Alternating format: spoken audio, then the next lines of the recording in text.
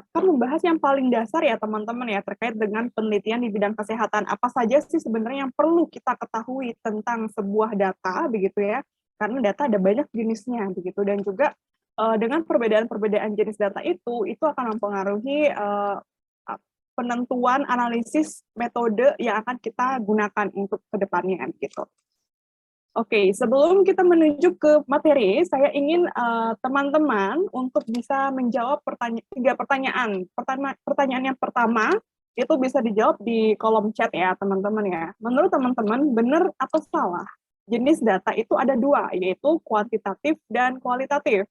Nah, silakan dijawab di chat ya, benar atau salah? Jenis data itu ada dua, yaitu data kuantitatif dan kualitatif. Oke, ya silahkan. Baru 3 yang masuk, terus ya lanjut. Ini nggak apa-apa ya, nggak ada penilaian di sini ya Kak Wira ya. Walaupun ada mahasiswa Poltekkes di sini. Ada Kak, ada. Oh ada, jadi ada nggak bercanda. Oke, silahkan teman-teman. Ada dua, kuantitatif dan kualitatif. Apakah hanya ada dua, kuantitatif dan kualitatif? Kalau misalnya teman-teman pernah dengar yang lain, gimana? Atau misalnya cuma ada dua aja? Oke, apakah sudah semua menjawab? Sepertinya sudah banyak yang masuk ya jawabannya ya. Kalau misalnya nggak tahu juga nggak apa-apa, tulis tidak tahu gitu misalnya. Kemudian ya hampir semua menjawab benar ya. Nanti kita akan cross-check bersama teman-teman kira-kira jawabannya benar atau salah. Yang kedua, mahasiswa yang memakai data rekam medis dalam penelitiannya adalah contoh dari sumber data primer. Jadi data rekam medis itu yang digunakan oleh mahasiswa itu disebut sebagai sumber data primer. Itu benar atau salah? Silahkan dijawab. Ya. Oke, ya. Sebagian besar menjawab salah. Oke. Oke, silahkan. Ya. Ini kayaknya kompak semua ya, ini ya jawabannya pada sama. Oke, ada lagi?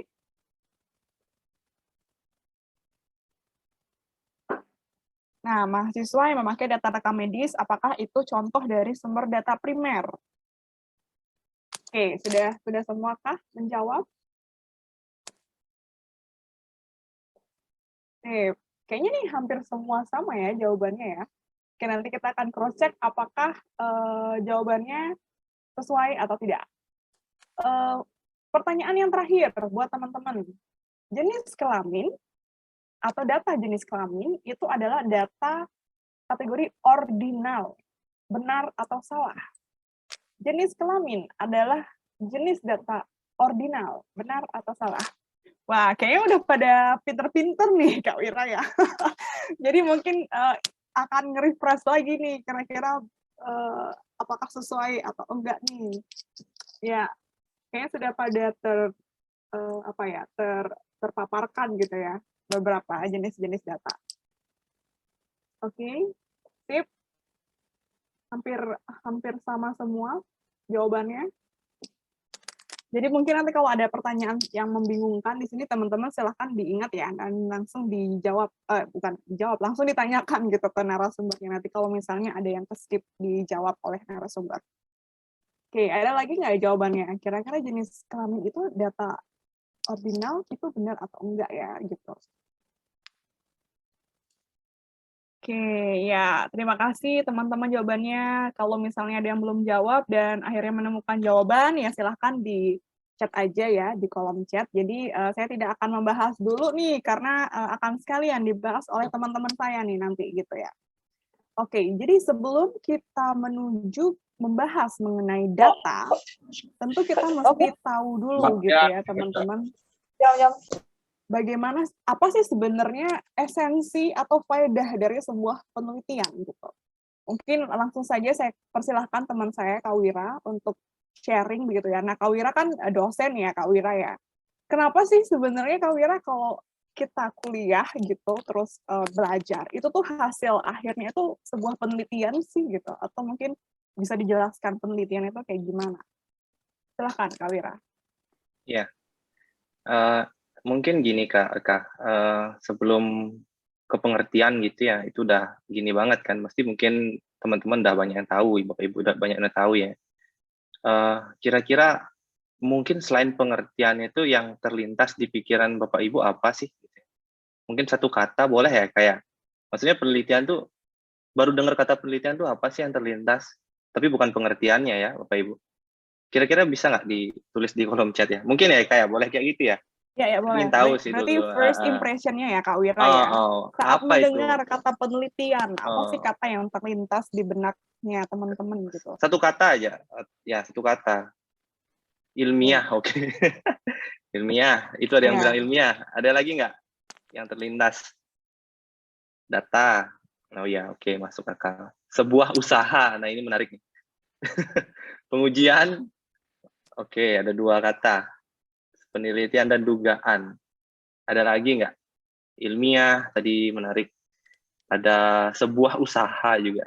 Oke, ada hipotesis nih. Hipotesis ya, sudah masuk hipotesis nih loh Kak Eka. Oke, lanjut. Interpretasikan. Oke, memecahkan masalah. Ya, oke. Lagi, ada lagi nggak? Pengamatan, ya, oke. Iya, iya, iya. Lagi sebelum mulai. Ya, sepertinya ada lagi. Ya, banyak ya pengertiannya tadi tentang penelitian, proses investigasi. Oke, ternyata jawabannya semua berkaitan dengan pengertiannya, Kak. Tapi ada yang tadi yang menarik ya, ada sebuah usaha. Nah, ini menarik. Sebuah usaha ya. Jadi kenapa bisa berpikiran ke sana ya? Jadi ini menarik juga. Sebuah usaha. Kira-kira mau gini nggak? Mau komunikasi sama kita nggak? Kenapa bisa dibilang itu sebuah usaha gitu? Ini usaha dalam hal apa nih? Mungkin Mbak Erna ya, Sukmayanti. Mau gini nggak? Sharing nggak? Kenapa terlintas itulah sebuah usaha? Ya, Iya, kalau menurut saya sih kata lain dari penelitian itu kan kita belum tahu ya dari penelitian itu benar atau salahnya sebuah data yang akan kita uji. Jadinya itu juga merupakan sebuah usaha kita apakah penelitian itu nantinya dia hasilnya itu benar atau dia salah. Jadinya itu kita juga berusaha intinya. berusaha. Oke, sebentar. Kak Erna ini dari mana nih? Belum berkenalan dulu. Saya perlu tahu nih. Dari Klungkung. Oh, jauh sekali. Mantap. Sedang tugas ya hari ini? Sedang tugas? Enggak, lagi libur. Oke, terima kasih ya. Erna udah berpartisipasi. Kak menarik ya. Sebuah usaha tadi udah dijelasin bagaimana mengusahakan gitu ya, benar penelitian itu mau benar atau salah gitu ya. Nah, ini menarik. Nanti kita akan telusuri lagi ya tentang penelitian ini. Nah, ini juga akan nggak ada yang menyebutkan ini adalah sebuah momok gitu ya. Ada sesuatu hal yang sangat seram gitu ya, karena bicara data pasti tentang usaha gitu ya, kan ada salah, ada benar, ada berhasil, ada gagal kan kayak gitu ya. Nah, nanti kita akan melihat itu. Nah, itu ya kayak. Jadi kalau dari sisi pendidikan kan kita memang dikenal ada istilah Tridharma perguruan tinggi ya. Nah, ini mungkin sudah dikenal banyak orang gitu. Ada pendidikan, ada penelitian, ada pengabdian masyarakat kan gitu ya. Nah, pendidikan kita sudah menerima di bangku sekolah gitu ya. Kemudian di bangku kuliah gitu, bahkan mungkin di rumah saja kita juga meningkatkan kapasitas kita itu juga bagian dari pendidikan. Nah, cuman ada hal yang unik nih, kenapa di perguruan tinggi gitu ya, ataupun pendidikan lebih lanjut itu mengenal penelitian. Nah, makanya nanti itu adalah kaitannya dengan tadi ada data. Kemudian ada yang menarik tadi juga lagi terakhir tentang dugaan, nah, hipotesis, memecahkan masalah gitu ya. Kemudian juga bagian dari investigasi. Nah, inilah yang nanti akan kita bahas gitu ya, Bapak Ibu. Mungkin itu ya Kak, kita bisa lanjut dulu. Kita akan melihat fakta gitu ya di lapangan yang tadi saya bilang. Nah, ini mungkin Bapak Ibu sering mendengar ya, diduga stres karena skripsi, mahasiswa di Malang menangis sesenggukan hingga coba bunuh diri gitu ya. Padahal tadi saya sudah menawarkan apa yang terlintas di pikiran ternyata tidak ada yang seseram itu. Gitu. Adanya data gitu ya. Tapi saya menarik tadi yang ada sebuah usaha itu. Nah, bisa dibayangin tuh. Mungkin ini berita ya. Ini nggak lama loh, 2021. Itu dia sampai sesenggukan itu kan jadi berubah sebuah usaha gitu. Dia sudah mengupayakan begitu ya. Seberapa bagaimana membentuk skripsi gitu ya, sampai stres gitu ya. Nah, ini juga menarik. Gitu. Kemudian di sini juga sampai ada kaitannya dengan bunuh diri gitu ya. Kerap ditolak dosen gitu ya. Analisis pengamat pendidikan gitu. Nah, makanya di sini juga banyak institusi pendidikan di Indonesia juga belajar di luar gitu ya. Bagaimana menyediakan juga pendidikan yang ada yang non risetnya gitu, tidak ada penelitiannya, tapi lebih ke terapan atau lebih ke bagaimana membuat temuan-temuan studi kasus kayak gitu. Nah, ini menarik. Jadi seseram ini begitu ya situasinya di lapangan. Semoga dengan pertemuan ini kita nggak akan seseram ini gitu ya menghadapi skripsi gitu ya, tugas akhir gitu ya, apalagi analisis data, apalagi kita nanti mungkin bisa dampingi gitu ya kayak. Nah, kita lihat lagi ya Kak di slide berikutnya. Kalian Bapak Ibu coba ketik di Google aja deh. Itu hampir 198.000 hasilnya muncul semua seperti ini gitu. Ada stres gitu ya. Yang paling mengerikan kan bunuh diri. Nah, itu ya semoga tidak terjadi oleh teman-teman atau Bapak Ibu yang ada di sini gitu ya. Apalagi kita sudah fasilitasi, kita akan bantu nanti dengan sharing-sharing, lebih banyak diskusi seperti yang Ibu Erma tadi sampaikan gitu ya, sebuah usaha gitu. Kontinuitas gitu. Hadir dalam pertemuan ini itu pun juga sebuah usaha gitu Bapak Ibu. Jadi usahanya sangat diapresiasi sekali.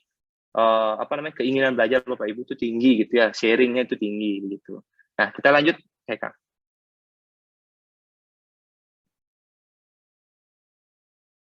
Oke.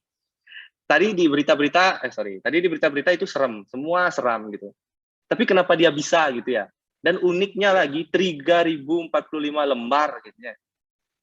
Nah, itu gimana ya? Itu tebal banget gitu ya.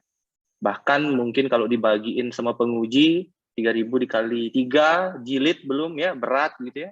Mungkin bisa diganti juga sebagai bantal juga bisa itu. Dia hanya tidur 3 jam gitu ya. Luar biasa sekali kan. Nah, tadi kaitannya lagi dengan sebuah usaha. Menarik gitu ya, Pak Irma. Jadi usaha dia luar biasa gitu. Nah, di satu sisi tadi ada ironinya dia nggak berhasil gitu, stres sampai mau coba bunuh diri. Satu sisi ternyata ada yang bisa. Itu ternyata sebenarnya penelitian ini ternyata ada kuncinya gitu. Yang penting kuncinya nanti ya kita lihat, kita sharing bareng-bareng gitu ya. Itu ya Kak Eka. Nah, ini mungkin sedikit itu dulu Kak Eka. Gambaran di lapangan gitu, sehingga memberikan gambaran juga buat teman-teman tidak seseram itu, dan juga ya nggak sampai segininya gitu, 3045 lembar gitu ya. Ya, silakan Kak Eka. Nah, ini tadi terkait dengan Tridharma ya, Tridharma perguruan tinggi, kemudian ada kaitannya dengan penelitian. Nah, tadi benar ya, sama Bapak Ibu, itu benar sekali semuanya.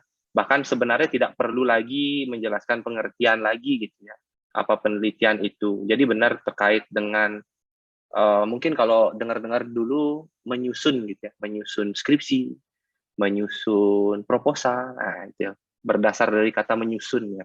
Sebenarnya kita tuh berdasarkan dari kata menyusun. Nah, tapi menyusunnya itu bagaimana? Menyusunnya itu secara sistematis. Nah, gitu ya. Sistematis. Kemudian tadi ada yang bilang investigasi ya. Kita juga bagaikan detektif gitu ya. Apa sih sebenarnya yang kita investigasi? Gitu. Nah, ini juga adalah dasar awal kenapa penelitian itu menjadi penting gitu ya. Nah, anggaplah kita kalau di sini kan sebagian besar sarjana terapan ya, seperti Bu Santi bilang, kita lebih banyak ke praktikalnya, praktikumnya begitu ya. Kadang-kadang teori yang kita pelajari jauh banget nih, beda banget sama praktiknya gitu ya. Belum lagi ada faktor-faktor yang membuat itu terjadi sangat berbeda gitu dengan teorinya. Nah, inilah tujuannya kenapa ada penelitian. Jadi kita bisa investigasi gitu ya, perbedaan itu berdasarkan data-data yang ada gitu. Terus data-data apa jenisnya? Tadi nanti kita dijelaskan, dibantu oleh rekan saya Erma ya, data-data apa aja jenisnya. Yang jelas data-data ini banyak sekali jenisnya. Jadi nanti fungsinya adalah untuk memberikan informasi. Nah, informasi inilah yang digunakan mahasiswa ataupun siapapun gitu ya, membentuk cara berpikirnya lebih kritis gitu, mengkaji keadaan di lapangan dengan teori yang ada, sehingga ketemulah pengetahuan baru gitu ya, sesuatu hal yang baru atau sesuatu hal yang belum pernah ada gitu ya. Nah, inilah dasar-dasar dari penelitian itu sebenarnya. Oke. Mungkin ini akan langsung dijelaskan oleh teman saya ya. Langsung saja mungkin oh ya, data penelitian yang baik dulu ya mungkin ya. Nah, ini tentang data penelitian yang baik, tadi kita bicara data gitu ya. Nah, kalau dalam penelitian itu biasanya tadi kan kita perlu menginvestigasi gitu ya, atau memetakan gitu ya, atau mencari, gitu, mengumpulkan data itu. Nah, ini udah ada yang bertanya nih, saya berhenti dulu deh, nggak apa-apa. Ini menarik nih. Apakah sebuah penelitian harus dianalisis sampai multivariat jenis data? Oke. Ya, menarik. Oke. Saya berhutang dulu ya, Bu Iga ya nih, atau Kak Iga Widyastuti. Saya berhutang dulu ya. Sepertinya pertanyaan ini akan enak dijawab gitu di akhir sesi gitu ya. Apakah harus sampai dengan analisis multivariat? Nah, gitu. Sebenarnya tidak harus. Jadi banyak hal bisa dilakukan. Bahkan ya, hanya mengamati saja kita dalam hidup kita gitu ya. Kita duduk gitu di teras gitu ya. Kita bengong gitu melihat langit. Kita mengamati ada burung yang lewat, 1, 2, 3, ada 10 burung yang lewat, warna burungnya yang merah 4, warna burung yang kuning 6, gitu ya, ada yang bersayap 1, itu juga sebuah penelitian. Gitu. Observasi itu sebuah penelitian. Namun, itu kan hanya baru data dan informasi. Namun, bagaimana kita membahasakan itu kaitannya dengan interpretasinya. Oke, kita melihat 4 burung berwarna merah, 6 burung berwarna kuning, sekian tidak bersayap, terus apa? Gitu ya. So what? Gitu ya. Terus gimana? Nah, itu yang kita kritisi. Oh, jadi dalam waktu sekian, kita 1 jam duduk, kita melihat 10 burung yang lewat, namun dia tidak bersayap, oh mungkin dia mengungsi dari tempatnya karena ada bencana. Nah, itu. Hal-hal yang kritis seperti itu sudah bisa dibilang penelitian. Karena ada cara berpikir di sana untuk menganalisis situasi yang ada. Gitu ya, sederhananya. Nanti kalau multivariat di teman saya aja deh. Itu cukup gini ya, lebih sudah to the point lagi itu bagaimana konsep-konsepnya itu. Tadi terkait data, ada kaitannya juga dengan burung tadi yang saya jelaskan. Kalau data penelitian itu ya harus istilahnya representatif ya gitu ya. Jadi kita bisa menggambarkan apa yang memang ingin kita gali gitu ya. Jadi kita gali, kemudian juga apa yang ingin kita jawab gitu ya. Tadi ada sebuah masalah gitu. Apa yang ingin kita jawab? Sebenarnya dalam tadi kayak burung itu, sebenarnya apa sih masalahnya? Kenapa burung ini bisa berpergian begitu? Apakah ada bencana gitu? Bencananya seperti apa? Nah, itu kan juga bagian dari pertanyaan. Atau mungkin dari kita menjawab bencana itu, apakah 10 burung cukup untuk menjawab bencana menyebabkan burung itu pergi? Nah, itu harus representatif ya. Kemudian objektif kayaknya dengan tujuan tadi yang saya bilang. Gitu. Tujuannya apa? Gitu ya, lebih fokus lagi. Misalnya kalau kita ingin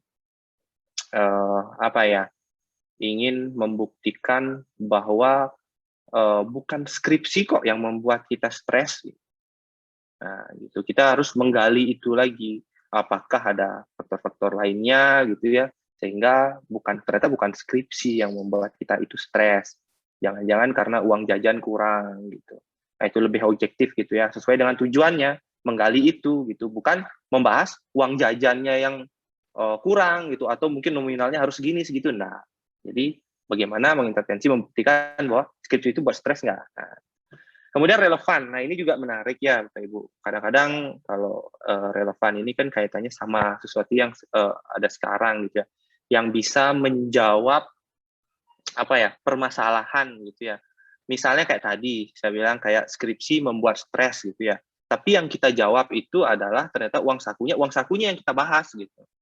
Nah, itu kan kurang menarik ya. Maksudnya bukan kurang menarik, kurang tepat gitu.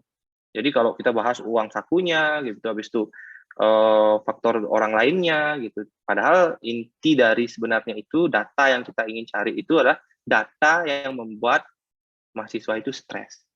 gitu. Bukan berarti data yang lain. Gitu. Misalnya data apa lagi misalnya? Data apa ya misalnya? Data ini data jumlah orang tua gitu misalnya, atau data hal yang lain gitu yang nggak relevan sama objek yang ingin kita teliti gitu ya. Itu yang dimaksud relevan. Kemudian up to date, ya tentunya akan jauh lebih baik jika kita menggunakan data yang up to date. Ya, semisal anggaplah kayak pandemi sekarang ya, situasi sudah membaik gitu, sudah cukup membaik gitu ya. Nah, kita menggunakan data yang tahun 2020 gitu atau 2000 kapan ya, mungkin yang kurang relevan atau 2012 lah gitu ya. Kalau kita nggak ngomongin COVID, kita ngomongin apa ya yang 2012 tentang penanganan TB mungkin atau penanganan stunting gitu. Kita pakai data yang 2012. Nah, karena itu gapnya terlalu jauh, jadi kadang-kadang kita tidak bisa menjawab apa permasalahan yang ingin kita jawab gitu ya. Oke, itu ya data-data penelitian yang baik gitu ya. Jadi ada 4, nanti kita diskusi. Semoga Bapak Ibu yang sudah mungkin mengumpulkan data sesuai gitu sama situasi yang saya sampaikan ini. Mungkin itu Eka. Kayaknya tadi ada yang mau bertanya, apa kita mau respon dulu itu? Ya, mungkin nanti ditampung dulu ya Kak Wira pertanyaannya ya, biar sekalian siapa tahu nanti sudah kejawab dari panelis yang lain. Terima kasih Kak Wira tadi atas sharing pengalaman dan juga pengetahuannya gitu ya terkait dengan penelitian. Nah ternyata nggak semua data itu bisa dikategorikan data yang baik untuk diteliti gitu ya Kak Wira dan teman-teman ya. Ada 4 prasyarat yang harus dipenuhi yang tadi disampaikan, representatif, objektif, relevan, dan up to date.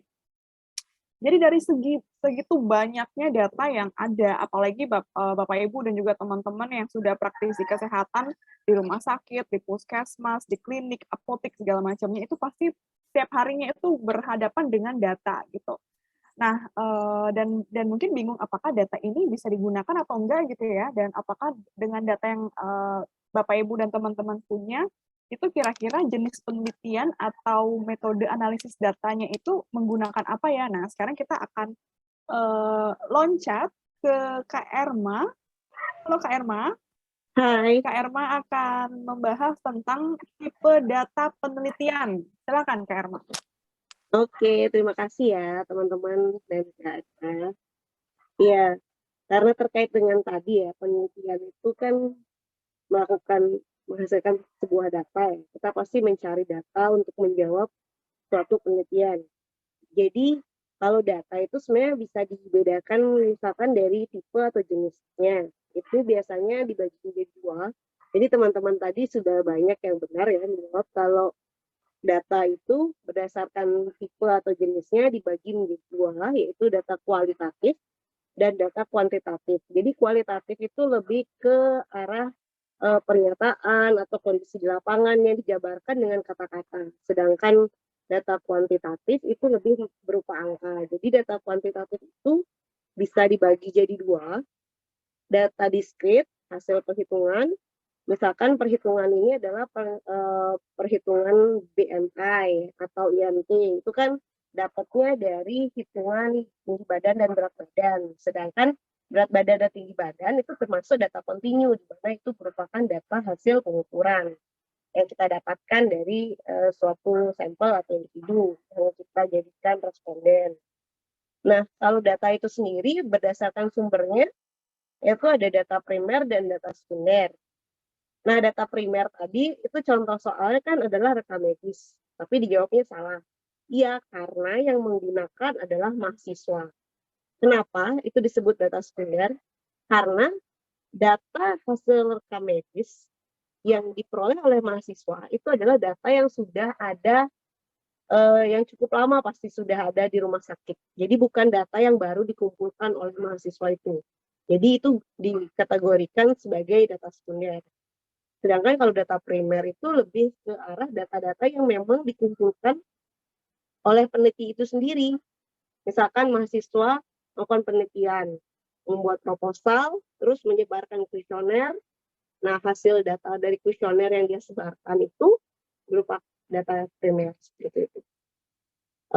Mungkin juga nanti jangan salah ya, mungkin ada yang tadi masih juga bingung data kuanti dan kuali, atau pernah dengar desain penelitian kuanti dan kuali itu berbeda ya, desain penelitian dan tipe data. Jadi data ini yang kita biasanya akan tulis di bab 4 di bagian metodologi. Jadi sumber datanya apakah primer atau sekunder, terus tipe datanya ini nanti adalah data-data yang kita sampaikan di definisi operasional. Seperti itu. Next. Ya, ini sih kalau penggolongan secara kuantitatif ya, ini kalau jenis-jenis data kuantitatif yang kita pakai, itu biasanya tadi kan ada hasil data gini ya, distrik, pengukuran dan hasil perhitungan seperti itu. Tapi juga di dalam penelitian kuantitatif itu skala data yang harus memang kita ketahui, yang akan menentukan kita pakai uji analisis apa, itu adalah skala data. Jadi skala data itu terbagi menjadi 2 kategori besar, yaitu data kategori dan data numerik. Yang digolongkan dalam data kategori adalah nominal dan ordinal. Yang tadi pertanyaan mengenai jenis kelamin, data ordinal, itu teman-teman semua menjawabnya dengan hampir sebagian besar menjawab salah. Mungkin boleh tahu kira-kira menurut teman-teman salah karena jenis kelamin itu skala datanya apa? Mungkin ada yang tadi salah satu yang jawab, mungkin Kak Edi, bukan Kak Edi yang bicara ya, dari Kak Edi disatuin. Udah tidak di grup. Oke, kita coba cari yang lain. Ya, nominal. Oke, terima kasih Kak Edi. Ternyata dijawab ya. Ya, jadi nanti akan saya jelaskan sedikit terkait dengan perbedaan data nominal dan ordinal. Tapi kalau tipe data numerik itu lebih ke dalam angka, yaitu interval dan rasio. Ya, ini penjelasan lebih detail mengenai 4 skala data yang ada. Yang tadi pertama nominal. Benar sekali, jenis kelamin itu kan berupa kategori. Kategorinya adalah laki-laki dan perempuan. Sedangkan kalau data nominal itu tidak memiliki tingkatan, hanya sekedar membedakan aja kategorinya. Jadi karena laki-laki dan perempuan itu sama, jadinya tidak ada yang memiliki tingkatan. Contoh lainnya adalah warna. Mejiku Hebiniu, jadi kan banyak tuh merah, jingga, kuning, itu kan sebenarnya tidak ada tingkatan yang mana lebih bagus dan lebih baik gitu, seperti itu. Sedangkan kalau ordinal itu lebih ke arah yaitu kategori, tapi dia punya tingkatan atau urutan yang harus dipenuhi. Misal, tingkat pendidikan SD, SMP, SMA itu kan berjenjang. Jadi kita nggak mungkin bisa SMA kalau nggak melewati SD dan SMP seperti itu. Kanker juga kalau stadium kanker. Contoh-contoh lainnya ini adalah misalkan subkategori IMT, misalkan berat badannya normal, kurus, seperti itu kan dia punya urutan dan tingkatan ya sesuai dengan aturan yang sudah ditetapkan seperti itu. Yang ketiga itu adalah interval. Perbedaan interval dan rasio itu adalah ada atau tidak memiliki nol mutlak. Nol mutlak itu artinya nol itu berarti tidak ada. Kayak gitu. Jadinya kalau interval itu kan, kalau kita contohnya adalah suhu 0 derajat itu punya arti. Jadi 0 itu bukan berarti tidak ada atau tidak berarti, tapi artinya suhunya dingin seperti itu. Sedangkan kalau rasio ini dibilang tingkatan yang paling tinggi dari skala data karena dia bisa dikategorikan interval, ordinal maupun ke nominal. Dan dia mempunyai nol mutlak, artinya nol artinya tidak ada. Seperti itu. Next, kan? Ya, mungkin lanjutin ya. Jadi dari skala data kita sudah menentukan, di bab 4 itu biasanya kita akan menentukan juga analisis apa sih yang kita lakukan. Tadi mungkin pertanyaan yang ditanya ke Pak Wira, apakah harus sampai multivariat seperti itu? Nah, jadi kalau penelitian kita memang hanya sebatas gambaran, berarti kita akan menggunakan analisis deskriptif. di mana kita bisa menampilkan grafik, persentase, nilai frekuensi, atau nilai-nilai sentral seperti mean, median, atau modus. Atau biasanya temannya mean adalah standar deviasi, dan median itu adalah interval period. Gitu. Biasanya kita akan menampilkan hanya sebatas itu apabila penelitiannya deskriptif ataupun penelitian-penelitian baru biasanya yang lebih menggambarkan bagaimana kondisi real di lapangan. Sedangkan kalau datanya berupa analitik, itu biasanya salah satu kuncinya adalah kita melihat faktor, melihat hubungan, melihat pengaruh, itu akan mulai masuk ke fase analisis data kuantitatif yang analitik, baik itu bivariat ataupun multivariat. Perbedaannya, bivariat ini hanya melihat satu variabel bebas terhadap satu variabel tergantung. Sedangkan multivariat itu lebih mengarah kepada lebih dari satu variabel tergantung atau satu variabel bebas. Jadinya dia lebih banyak variabel yang dapat di multivariat. Jadi kalau pertanyaannya apakah harus sampai ke multivariat, itu balik lagi ke tujuan dari penelitian. Apakah hanya sebatas melihat hubungan A dan B, atau sampai mencari bagaimana hubungan A, B terhadap C, seperti itu. Next, Kak Eka. Ya, nanti mungkin yang punya pertanyaan bisa ditulis di chat, nanti kita jawab di belakang ya bersama-sama. Ini mungkin adalah tabel bantu yang selalu saya bilang, kita akan sangat membantu teman-teman mencari uji apa sih yang tepat. Biasanya ini paling banyak ditanyakan kalau konsultasi ke kami. Sebenarnya aku punya begini datanya, sebenarnya uji yang cocok apa ya? Gitu. Pertama, kita tentukan dulu tujuan dari analisis. Apakah mau melihat perbedaan, atau compare, atau perbandingan, atau malah melihat asosiasi, apakah hubungan atau pengaruh. Itu dulu tentukan. Kan kita pasti punya tujuan penelitian kan. Jadi kalau tujuan penelitian sudah jelas, misalkan melihat hubungan A dan B, oke, berarti ada hubungan. Berarti kita harus sampai asosiasi. Yang tadi itu berarti masuk sampai ke bivariat. Cukup dulu. Nah, sekarang kita lihat jumlah sampel. Sebenarnya sampel di sini adalah kelompok ya, lebih ke arah kelompok. Jadi sampel penelitian misalkan gini. Kita punya satu variabel, katanya berat badan.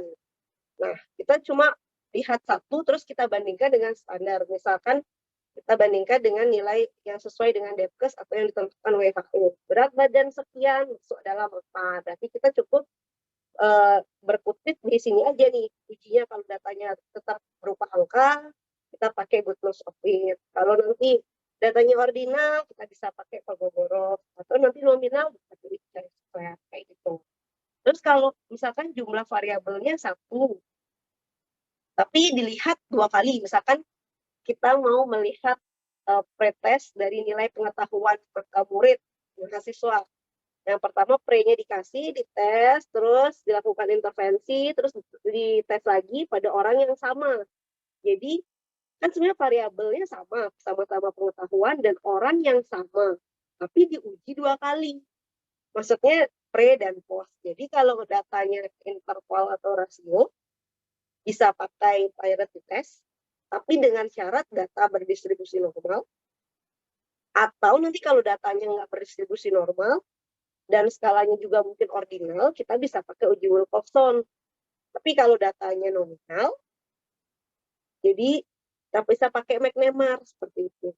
Balik lagi, kalau punya variabelnya dua, misalkan satunya kelompok perlakuan, satunya adalah tinggi badan.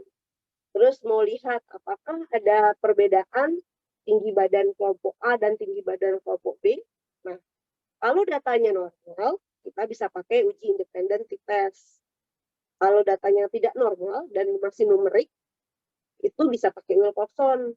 Ataupun nanti datanya ordinal, kita bisa pakai Wilcoxon Manitou. Jadi di beberapa tes, ada yang bilang Manlitni, ada yang bilang Wilcoxon Manlitni, itu adalah satu uji ya.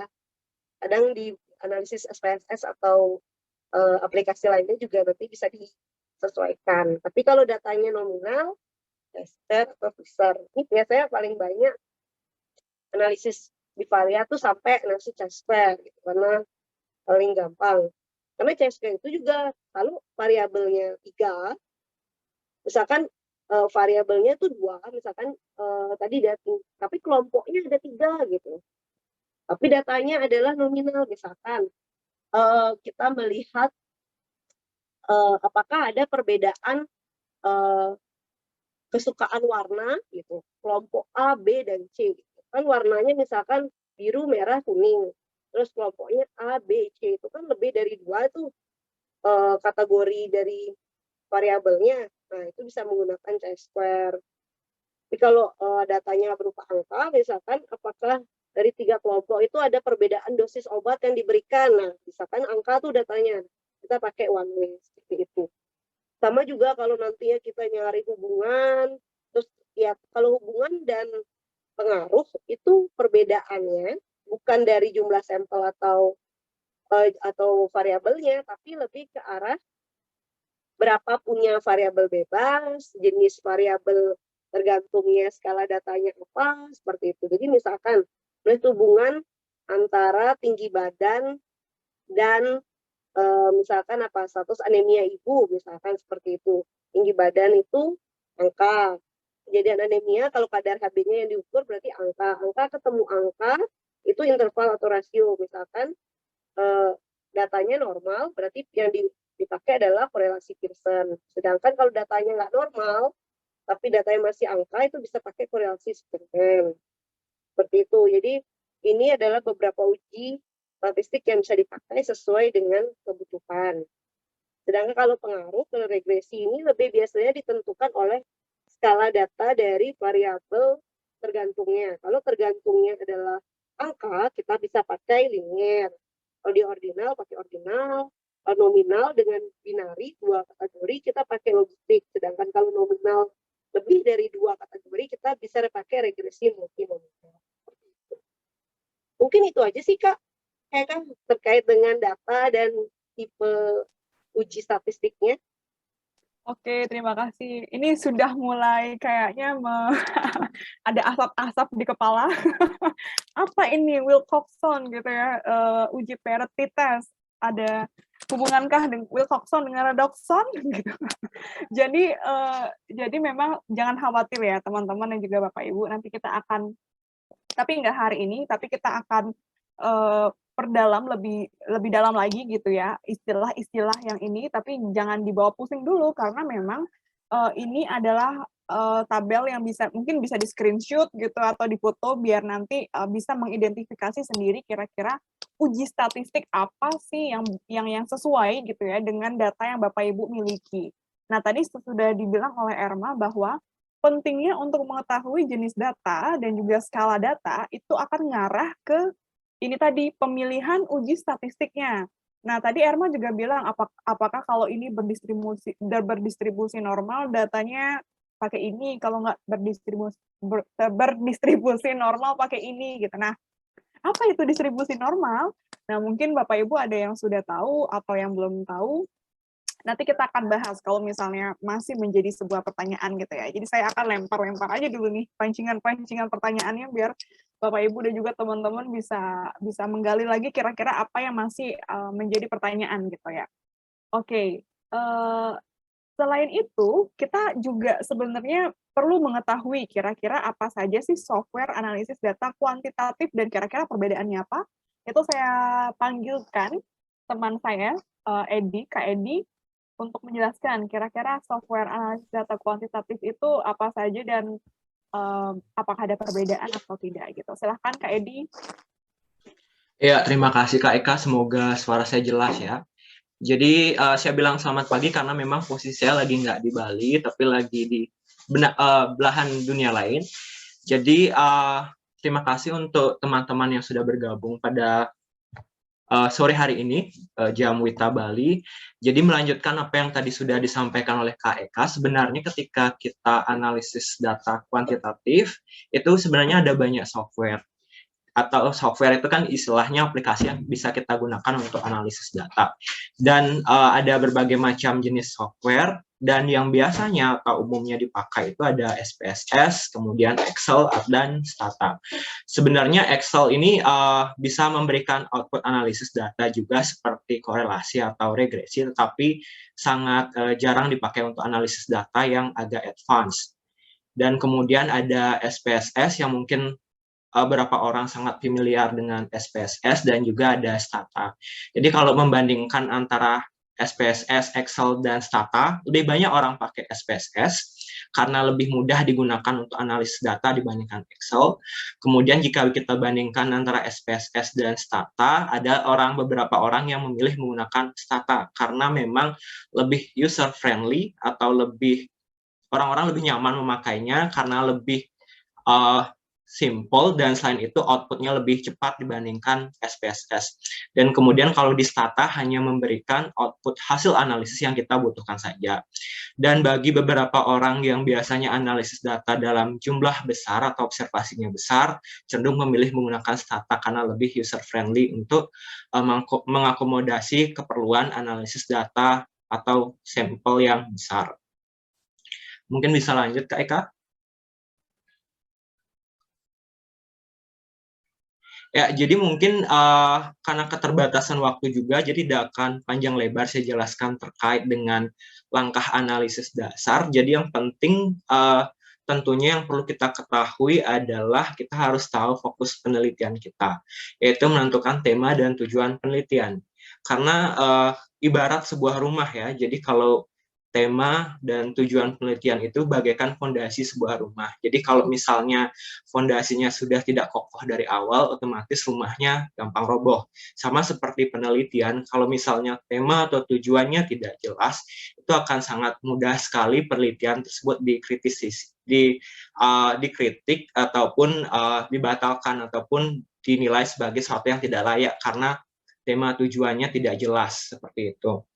Mungkin kalau ibarat tadi sebuah rumah, kemudian fondasinya adalah tema tujuan dari penelitian tersebut, mungkin kita bisa ibaratkan cuaca, baik itu badai, topan, ataupun hujan itu sebagai dosen penguji atau reviewers di sebuah jurnal. Jadi kadang kalau kita punya rumah, kadang cuacanya bersahabat, kadang malah tiba-tiba datang topan atau badai. Sama seperti dosen penguji atau reviewer, kadang ada dosen penguji yang cukup bersahabat, tetapi kadang dosen penguji yang mencerca pertanyaannya bagai topan dan badai. Jadi untuk menghindari robohnya sebuah rumah, maka perlu dibuat fondasi yang sangat kokoh atau kuat. Maka penting bagi teman-teman untuk memilih tema atau tujuan penelitian yang jelas. Jadi tidak mengikuti apa yang sudah ada tanpa disertai alasan yang objektif atau dapat dipertanggungjawabkan. Jadi seperti itu pentingnya melakukan atau memilih tema dan tujuan yang jelas, kredibel, dan dapat dipertanggungjawabkan ketika kita melakukan suatu penelitian. Dan kemudian hal penting yang juga mungkin menjadi satu pertimbangan adalah setelah kita memilih tema, apakah tema atau tujuan penelitian yang akan kita lakukan itu dapat dijawab dengan melakukan penelitian kuantitatif atau penelitian kualitatif. Jadi letak bedanya adalah kalau penelitian kualitatif itu lebih mengeksplor fenomena yang agak sedikit dalam artian yang tidak bisa digali dengan penelitian kuantitatif saja.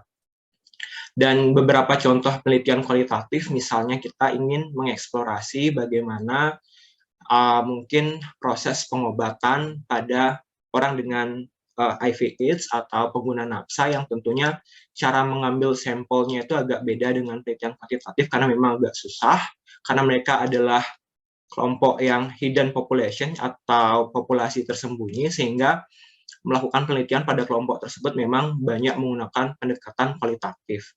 Karena selain merupakan kelompok yang mungkin agak tersembunyi, kita juga ingin mengeksplorasi suatu fenomena yang tentunya itu perlu dilakukan dengan wawancara mendalam. Jadi kalau misalnya menyebar kuesioner, mungkin kita tidak akan dapat menggali secara mendalam bagaimana fenomena-fenomena yang ada terkait misalnya penggunaan nafsa atau proses pengobatan pada pada populasi kunci. Dan juga penelitian kualitatif banyak digunakan di bidang manajemen. Misalnya ketika kita ingin mengevaluasi program, kita juga kadang ingin menilai bagaimana pendapat menilai pendapat atau pandangan kira-kira kenapa program tersebut dapat diimplementasikan dengan mudah atau tidak. Jadi banyak penelitian kualitatif itu dilakukan untuk menjawab hal-hal yang tidak dapat dipecahkan dari penelitian kuantitatif. Dan kemudian kalau penelitian kuantitatif itu sendiri yang biasanya tujuannya untuk menggambarkan atau menilai suatu hubungan antara A dan B, itu ada sebenarnya beberapa jenis atau dapat dibagi ke dalam dua tipe utama penelitian kuantitatif. Jadi yang pertama itu sebenarnya ada observational study, jadi kita tidak melakukan intervensi di sana, hanya mengamati apa yang terjadi, dan penelitian intervensi atau interventional study. Dan kemudian penelitian observational itu bisa dibagi sesuai yang ada di slide, itu ada cross-sectional study, kalau kita mengambil data pada satu kurun waktu tertentu, jadi tidak melakukan pengamatan yang terus-menerus. Kemudian kalau di cohort itu kita melakukan pengamatan terus-menerus dari mulainya paparan, kemudian kita amati sampai terjadinya outcome atau kejadian sehat sakit. Misalnya kalau di penelitian cross-sectional study itu lebih banyak penelitian survei, karena memang pengumpulan datanya satu kurun waktu tertentu, misalnya survei kesehatan, kita ambil sampel yang cukup representatif, kita sebar kuesioner. Jadi kita akan dapat misalnya nilai prevalensi atau hubungan yang sifatnya cross-sectional, karena tidak ada perbedaan waktu antara variabel bebas dan variabel tergantung. Dan kemudian ada penelitian cohort yang tadi saya bilang, jadi ada waktu follow up, misalnya sekarang tahun 2022, jadi kita amati misalnya terkait penelitian hubungan perilaku merokok dengan kejadian paru, jadi kita ambil sampel orang yang merokok dan ambil sampel orang yang tidak merokok. Jadi kita amati 10 tahun ke depan, kira-kira dalam kurun waktu 10 tahun ke depan, kira-kira apakah proporsi atau kejadian kanker paru lebih banyak pada orang yang merokok dibandingkan pada orang yang tidak merokok. Jadi seperti itu, ada perbedaan waktu antara pengambilan data variabel bebas dan variabel tergantungnya. Kemudian case control itu adalah agak kebalikan dari cohort study, di mana kalau case control study itu lebih banyak dipakai ketika memang kasus atau kejadian penyakit itu cukup sedikit. Misalnya ada berapa jenis kanker yang kejadiannya sedikit, misalnya kanker, mungkin kalau teman-teman tahu kanker nasofaring, karena memang prevalensinya agak sedikit, jadi kita ambil kasus, jadi karena namanya case dan kontrol, pasti ada kasus dan pasti ada kelompok kontrol. Jadi misalnya kita kasus, kita ambil 100 orang atau 50 orang, karena agak susah ngambilnya, 50 orang yang sudah terkena kanker nasofaring, kemudian kita ambil kontrol 50 orang yang tidak terkena kanker nasofaring, tetapi memiliki karakteristik yang mirip dengan mereka yang terkena kanker nasofaring. Dan kemudian baru kita amati paparan ke belakang, kira-kira dari yang kasus dan kontrol, dulunya siapa sih yang lebih banyak merokok. Jadi kita akan lihat proporsi, apakah proporsi merokok itu atau proporsi riwayat merokok lebih banyak pada mereka yang terkena kanker nasofaring saat ini atau pada mereka yang tidak. Jadi itu sedikit indikasi bagaimana kita memilih desain penelitian, jadi sesuai dengan tujuan dan juga keadaan apakah prevalensi kejadian penyakit itu cukup banyak atau tidak. Seperti itu penelitian kuantitatif yang sifatnya observasional. Dan kemudian setelah kita mendesain jenis penelitian, maka penting bagi kita selanjutnya adalah memilih variabel penelitian. Jadi kalau misalnya kita menilai kejadian hubungan antara merokok dan kanker paru, maka penting kita mengumpulkan variabel apakah pernah merokok atau tidak, dan kemudian kita kumpulkan status kejadian kanker paru, apakah ya atau tidak sakit kanker paru. Dan memang kita perlu mengumpulkan beberapa variabel yang istilahnya variabel perancu yang dapat mempengaruhi hubungan antara kejadian kanker paru, hubungan antara merokok dan kejadian kanker paru. Jadi variabel-variabel perancu ini memang seharusnya dikumpulkan dan dikontrol ketika analisis. Misalnya variabel perancu itu biasanya dari karakteristik sosiodemografi, kita perlu mengumpulkan identitas terkait dengan jenis kelamin, kemudian ada umur, status sosial ekonomi misalnya juga kita perlu kumpulkan dan kita perlu kontrol di analisis multivariat seperti itu. Dan kemudian penting bagi kita juga mendefinisikan variabel yang kita akan kumpulkan dan skala pengukurannya seperti apa. Karena biasanya di setiap penelitian itu punya definisi yang berbeda bagaimana cara mengumpulkannya. Misalnya penelitian A saya ingin mengumpulkan data umur, tapi di penelitian A mengumpulkan data umur itu adalah ditanya langsung ke responden umur Anda berapa. Sedangkan di penelitian B cara mengumpulkan data umur adalah dengan menanyakan kapan dia lahir, kemudian umur dihitung berdasarkan selisih dari waktu wawancara dan ketika tanggal dia lahir. Jadi seperti itu. Ada banyak cara untuk mengumpulkan data, maka perlu kita menuliskan secara detail kira-kira kalau di penelitian kita nanti bagaimana kita akan mengukur variabel tersebut. Dan definisi operasional ini merupakan salah satu bagian dari penelitian yang sering banyak dikritisi, terutama oleh dosen penguji, karena dosen penguji ingin tahu seberapa kredibel data yang kita kumpulkan atau seberapa dapat dipertanggungjawabkan data, seberapa besar dapat dipertanggungjawabkan data yang kita kumpulkan dari melihat bagaimana kita mengukur atau mendefinisikan variabel tersebut. Dan kemudian ada skala data yang tadi sudah dijelaskan oleh Kak Irma. Kalau misalnya skala datanya itu nanti nominal, ordinal, interval, atau rasio, maka itu akan membuat kita memilih jenis uji yang berbeda. Misalnya kalau nanti ada data nominal, misalnya variabel tergantungnya kejadian kanker paru ya atau tidak, maka perlu misalnya pakai regresi logistik, atau mungkin karena kita memperhitungkan pentingnya waktu kejadian, maka ada opsi lain misalnya analisis survival seperti itu. Maka penting bagi kita untuk mencantumkan skala data atau skala pengukuran variabelnya seperti apa. Dan yang terakhir, setelah kita nanti membuat definisi operasional, kemudian mencantumkan skala data dan turun ke lapangan mengumpulkan data, maka kita perlu nanti memulai untuk melakukan pembersihan data atau istilahnya data cleaning dengan menggunakan software yang umumnya dipakai seperti SPSS, Stata, atau Excel, dan tentunya nyaman dipakai oleh teman-teman. Jadi ada banyak pilihan software, nanti silahkan teman-teman pilih software yang menurut teman-teman nyaman atau teman-teman cukup ahli menggunakannya.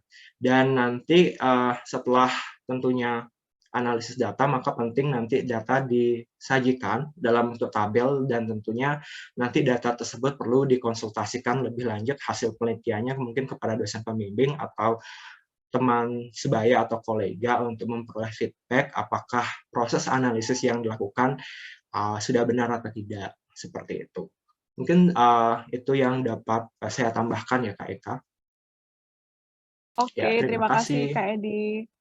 Tadi Kak Edi mungkin sedikit ya, kalau software Ya. itu apakah bisa diakses free atau gratis atau biasanya dari kampus gitu, siapa tahu ingin ya. Ya, terima kasih Kak Eka. Jadi sebenarnya untuk software, yang pertama ada Microsoft Excel, itu sebenarnya bawaan dari Microsoft. Jadi ketika kita beli laptop yang sudah ada license Microsoft, sudah pasti Microsoft Excel itu sudah include ya di dalam laptop, sudah bisa dipakai langsung. Namun terkait dengan SPSS ataupun Stata itu tidak gratis aplikasinya, tetapi kita perlu beli license istilahnya. Jadi license-nya itu ada license yang kita bisa gunakan secara perorangan atau individual, dan kemudian license-nya juga ada yang dimiliki oleh institusi. Jadi kalau misalnya nanti universitas di tempat teman-teman belajar atau mengajar itu punya atau membeli license untuk SPSS yang digunakan oleh institusi, maka teman-teman bisa menggunakan aplikasi tersebut untuk bisa digunakan langsung.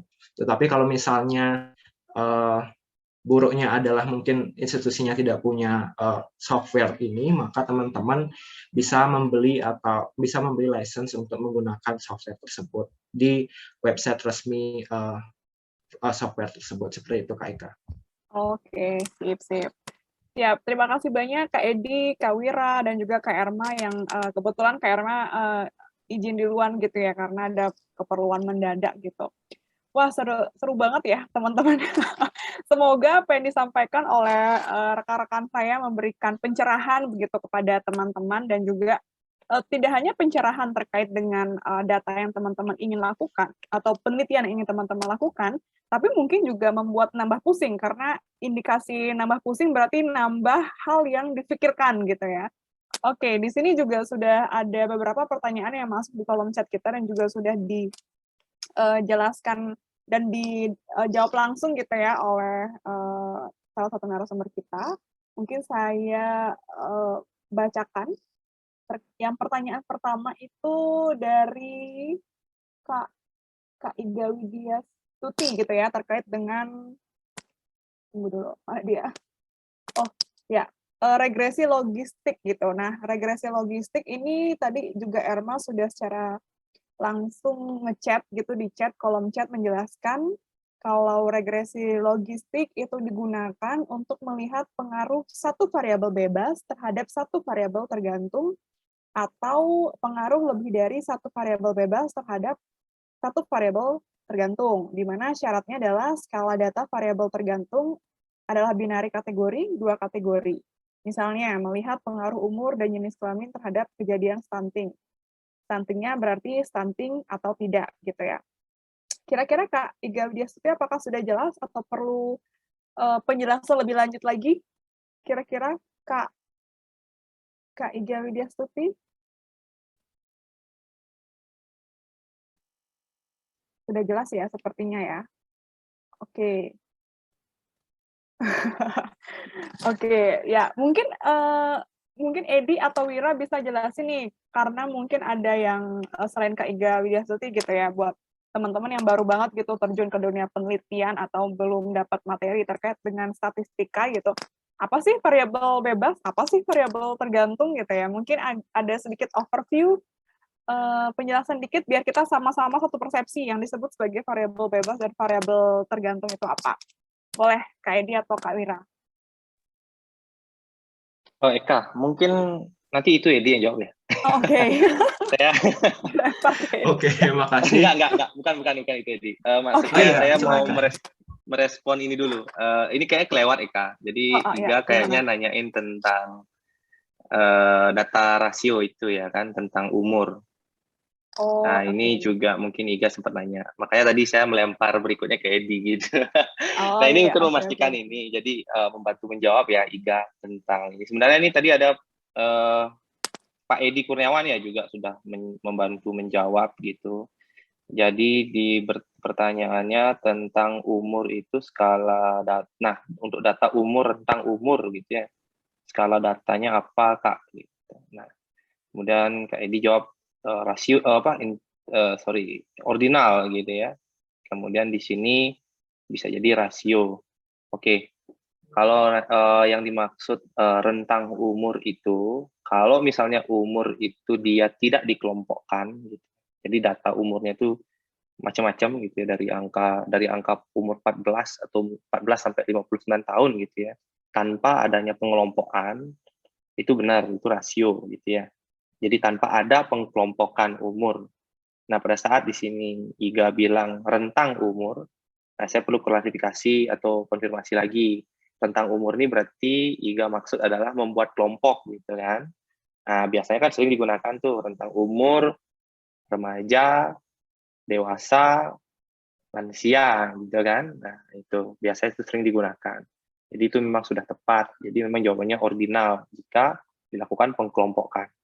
Gitu ya. Memang dia akan berkaitan dengan dua skala itu aja. Jadi kalau interval mungkin udah jauh ya. Kemudian juga nominal kan dua kelompok. Jadi hal yang berbeda. Nah mungkin itu. Baru lanjut ke Eka ya sebelum lewat. Silakan Edi. Ini kayaknya Kak Wira udah fast forward ya. belum saya baca loh itu pertanyaannya. Mohon maaf. Oh gitu, mohon maaf. Ini Iga soalnya udah begini, udah dijawab soalnya. Terima kasih juga Kak Edi yang udah Kak Edi Kurniawan ya. Satunya lagi gitu yang sudah menjawab. Kan Kak Edi yang satunya, Kak Edi Ya, terima kasih. Mungkin ada saudara kembar saya juga di sini, Edi 1, Edi 2. Jadi terima kasih Kak Edi sudah bantu menjawab pertanyaan dari peserta. Mungkin pertanyaan dari Kak Eka terkait variabel, sebenarnya Kalau penelitiannya skalanya kecil, mungkin setara mungkin skripsi S1, mungkin kita mengenalnya terbatas pada variabel bebas, variabel tergantung, dan mungkin kalau sedikit analisisnya lebih rumit ada variabel confounder atau variabel perancu, dan mungkin ada variabel intervening atau variabel mediasi. Jadi yang pertama ada variabel bebas, adalah variabel yang mempengaruhi atau punya pengaruh terhadap variabel lain, di mana variabel yang dipengaruhi ini namanya variabel tergantung. Jadi kalau namanya sudah bebas, berarti dia bisa memberikan pengaruh dan tidak dipengaruhi. Sedangkan variabel tergantung adalah variabel yang bergantung pada pengaruh variabel lain, makanya dibilang variabel tergantung. Misalnya kalau saya tadi bilang hubungan antara perilaku merokok dan kejadian kanker paru. Kalau secara logika, apakah mungkin kanker paru mempengaruhi perilaku merokok? Tidak ya, mungkin bisa, tapi tidak dalam konteks kalau kita berbicara apa yang terjadi di masyarakat. Jadi lebih banyak akan orang secara logika akan bilang bahwa perilaku merokok mempengaruhi kanker paru. Jadi sudah jelas perilaku merokok ini memberikan pengaruh, maka kita bisa bilang variabel bebas. Dan kemudian kejadian kanker paru ini yang dipengaruhi oleh perilaku merokok, maka kita bilang variabel tergantung. Dan namanya juga agak beragam kalau variabel bebas. Kadang kalau di bahasa Inggrisnya kita bilang independent variable, kemudian ada kita bilang exposure atau paparan. Kemudian variabel tergantung kita bilang dependent variable atau outcome. Jadi agak beda-beda namanya. Kemudian ada variabel perancu. Variabel perancu ini adalah variabel yang mempengaruhi variabel bebas dan variabel tergantung, dan juga mempengaruhi hubungan antara variabel bebas dan variabel tergantung. Jadi kalau kita buat anak panah, variabel perancu ini mempengaruhi variabel bebas, jadi arah panahnya ke variabel bebas, dan pada saat yang bersamaan variabel perancu ini mempengaruhi variabel tergantung juga, dan mempengaruhi hubungan antara variabel bebas dan tergantung. Dan biasanya variabel perancu ini adalah sosiodemografik karakteristik. Mengapa? Kalau kita balik lagi ke hubungan antara perilaku merokok dan kanker paru, tentunya jenis kelamin, tingkat pendapatan sosiodemografik karakteristik tentunya bisa mempengaruhi keduanya. Jenis kelamin sudah otomatis mempengaruhi perilaku merokok, karena kalau kita berbicara tentang culture, sudah banyak pasti tentu laki-laki yang merokok dibandingkan perempuan. Dan kemudian apakah jenis kelamin ini bisa mempengaruhi kejadian kanker paru juga? Tentu saja bisa, karena kalau kita berbicara dari sudut pandang struktur biologis, bagaimana kondisi biologis, tentu saja ada kemungkinan bagaimana genetik memainkan peran yang dapat mempengaruhi kejadian kanker paru. Begitu pula tingkat pendapatan tingkat pendapatan ya, status sosial ekonomi tentunya juga bisa mempengaruhi keduanya, kejadian kanker paru dan juga perilaku merokok. Maka variabel ini perlu dikontrol, dianalisis agar kita tahu apakah benar variabel bebas perilaku merokok mempengaruhi kejadian kanker paru, dan bukan sosiodemografik karakteristik yang mempengaruhi kejadian kanker paru seperti itu. Itu yang umum dipakai ya, jadi ada variabel bebas atau umum dikumpulkan datanya, variabel bebas, variabel tergantung, variabel perancu. Kemudian juga ada variabel mediator, kira-kira antara perilaku merokok dan kejadian kanker paru, apakah ada variabel yang menjembatani hubungan keduanya. Misalnya mungkin keadaan biologis bahwa perilaku merokok bisa mempengaruhi misalnya kejadian atau peningkatan misalnya konsentrasi lemak dalam tubuh, di mana kondisi lemak atau keadaan biologis ini bisa mempengaruhi kejadian kanker paru. Dan tentunya pada tingkat mungkin S1 tidak terlalu banyak dibicarakan tentang variabel perantara atau mediasi. Tapi itu mungkin akan dibicarakan ketika mungkin ngambil tingkat pendidikan lebih lanjut, misalnya S2 atau S3, lebih banyak juga berbicara terkait variabel mediasi, karena kita ingin tahu why hubungan ini terjadi, maka perlu dijelaskan dengan menganalisis hubungan peran variabel perantara seperti itu. Semoga jelas ya Kak Eka. Oke, jelas banget sih kalau dari saya. Kalau mungkin teman-teman yang masih bingung gitu, silakan gitu ya. Dan ya, jadi saya lupa announce bahwa di sini kita membuka kesempatan untuk 3 orang penanya yang beruntung akan mendapatkan voucher diskon 50% gitu ya untuk melakukan konsultasi ke Mandala Data gitu. Jadi hanya 3 orang saja dan itu berlaku selama 6 bulan expirednya. Tapi ini untuk 1 kali akses gitu, nggak berkali-kali juga gitu ya selama 6 bulan. Oke, Kak Yan Mona, silakan Kakak untuk bertanya ke siapa? Ada Wira dan juga Kak Wira dan Kak Edi di sini. Ya, selamat sore mahasiswa di 4 RPL Kebidanan Poltekkes Kartini Bali ya, ingin menanyakan secara teknis ini karena kami sudah melakukan penelitian. Ya, jadi di sini saya kan meneliti tentang ini ya, pengaruh. Jadi pengaruh pemberian aromaterapi pada ibu bersalin pada kala 1 fase aktif. Jadi kita diberikan aromaterapi. Jadi ini tidak ada kelompok kontrol. Jadi kita nilai skala nyerinya itu dari sebelum pemberian aromaterapi dan sesudah pemberian aromaterapi. Di sini saya menggunakan accidental sampling. Jadi di kemarin sih dalam ini 30 sampel minimal ya kita dapatkan. Sekarang sudah sampel ke-22. Kemudian yang ingin saya tanyakan untuk nanti kami kan pengolahan datanya mungkin akan menggunakan jasa dari Mandala ini karena terus terang untuk pengolahan data saya benar-benar tidak mengerti ya. Nah, kapan kami mulai artinya konsultasi? Mungkin apakah setelah datanya beres semua, setelah sampel ini kami sudah dapatkan sebanyak 30, apa dari sekarang bisa kami konsultasi, kemudian sejauh mana data mentah yang kami siapkan? Apakah dari hasil lembar observasinya, apa dari kami juga memerlukan seperti merekap datanya. Nah, sampai sejauh mana kami mendapat data dulu, baru kami berkonsultasi untuk pengolahan data. Masalah teknis sih ini, karena kami sudah melakukan penelitian. Terima kasih. Oke, terima kasih Kak Yan Mona. Mungkin ini Kak Wira ya yang bisa menjawab ya, atau perwakilan dari Ekobis, silakan. Ya, mungkin sebelum saya berikan kesempatan dulu nih, mungkin ada Bu Rai juga ya, tentang teknis bagaimana pengajuan ini ya, analisis datanya Bu Rai. Bu Rai bisa bergabung atau mungkin belum bisa? Silakan Bu Rai. Selamat sore teman-teman dari Mandala dan teman-teman mahasiswa juga, ibu-ibu. Ya, jadi memang betul ya, ini merupakan salah satu kerjasama kita ya antara Poltekkes Kartini Bali dengan Mandala Data. Jadi kemarin kami juga sudah share kepada adik-adik mahasiswa dan ibu-ibu mahasiswa terkait dengan kerjasama ini. Memang sudah ada yang mengakses, Ibu. Jadi salah satu temannya Ibu memang sudah ada yang mengakses. Kemudian dan kami berikan untuk Google formulirnya, akses Google formulirnya, kemudian dilengkapi data tersebut, dan memang dilampirkan dari hasil penelitian yang sudah ditabulasi.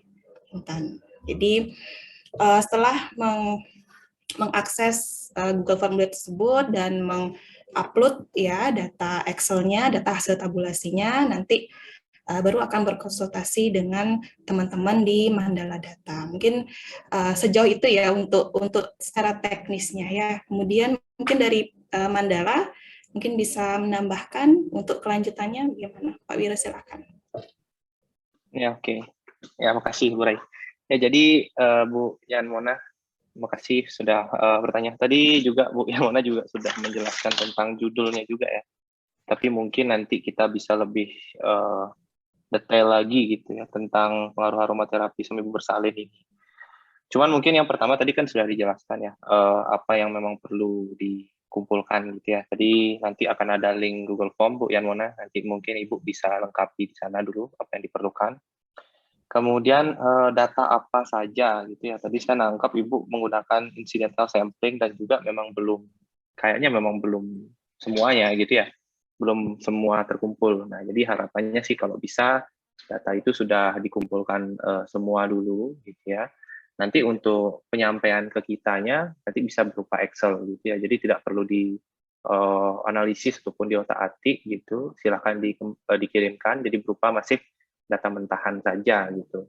Misalnya kayak tadi Ibu bilang ada skala nyeri, ya sudah skala nyeri gimana, di kolom skala nyeri angkanya gimana gitu.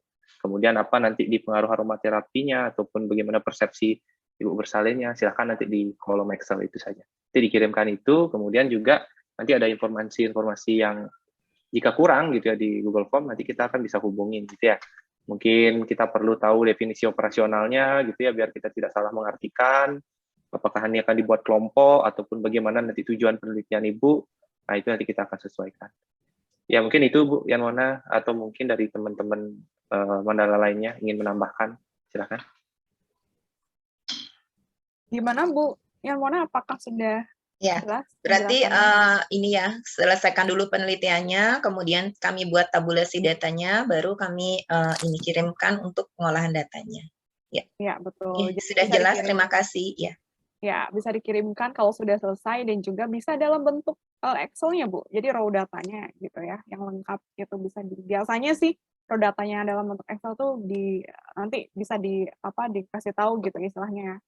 Analisis yang ingin dilakukan itu mau yang kayak gimana gitu, tergantung dari tujuan penelitiannya gitu. Ya nanti kan untuk analisis data yang digunakan mungkin akan langsung konsultasi lagi ya, dan sesuai dengan proposal penelitian yang sudah disetujui oleh penguji. Ya. Mungkin kalau ada pertanyaan teknis lagi dipersilahkan. Kalau bisa mau nanya hari ini juga boleh, atau nanti langsung ke Kak Wira atau ke Bu Rai juga boleh gitu ya. Oke. Ini ada pertanyaan dari Kak Edi Kurniawan di chat. Mungkin Kak Edi mau nyampein langsung atau saya bacain ya? Ya, makasih. Jadi Edi menjawab ke Edi ya. Iya. Silakan.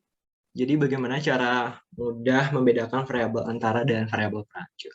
Jadi kalau mungkin secara definisi tadi kan variabel perancu yang mungkin mengkacaukan hubungan ya. Jadi karena bisa variabel perancu mempengaruhi variabel bebas dan tergantung pada saat yang bersamaan atau mengkacaukan hubungan antara variabel bebas dan variabel tergantung.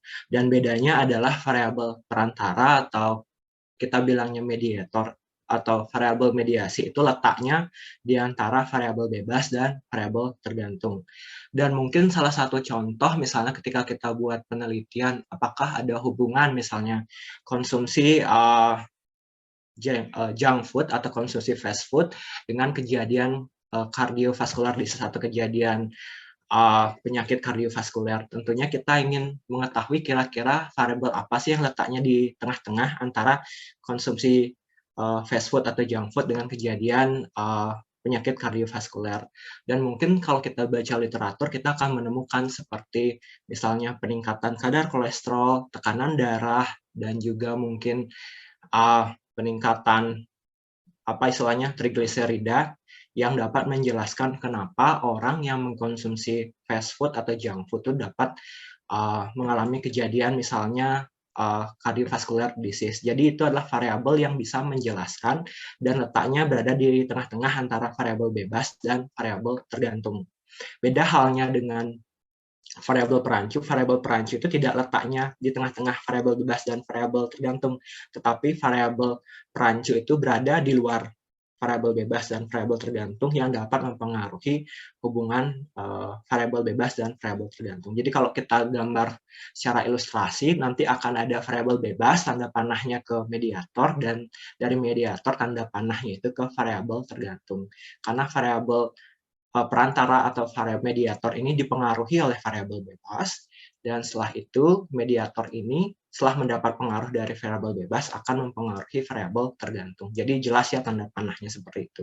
Sedangkan kalau variabel perancu itu ada di luar variabel bebas dan variabel tergantung, tetapi tanda panahnya itu adalah ke variabel bebas dan ke variabel tergantung, tidak berada di tengah-tengah variabel bebas dan variabel tergantung. Seperti itu. Mungkin Kak Edi sudah jelas atau mungkin ada yang masih bingung? Oke, sukses Wali. Terima kasih banyak. Oke, terima kasih. Ini kayaknya memang sudah advance ya, bukan basic lagi, tapi nggak apa-apa, nggak masalah. Jadi sekaligus teaser buat teman-teman atau Bapak Ibu yang ingin lebih menggali lebih dalam atau lebih detail lagi gitu ya terkait dengan penelitian dan analisis data. Kira-kira